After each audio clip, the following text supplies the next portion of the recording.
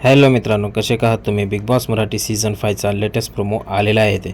येथे जान्हवी आणि निक्कीमध्ये झालेला आहे फार मोठा तुफान राडा झालेला आहे.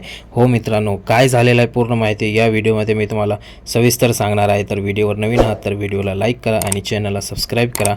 स्वागत आहे तुमचं ऑल रिव्ह्यूमध्ये. येथे जान्हवी म्हणते आहे आणि निक्कीला की चॅलेंज देते की दम असेल तुझ्यात तर मला बाहेर काढून दाखव इथून.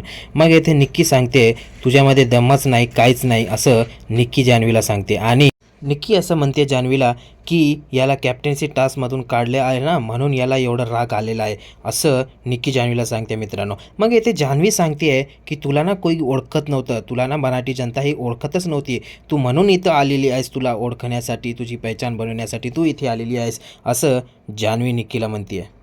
सगळ्यांना येते घरामध्ये ना तू घाण केलेली आहेस, असं जान्हवी निक्कीला सांगते आहे. आणि तेव्हा निक्की सांगते आहे बघा बघा ह्याचे शब्द बघा, कसे शब्द वापरलेले हे बघा जरा, असं म्हणते आहे.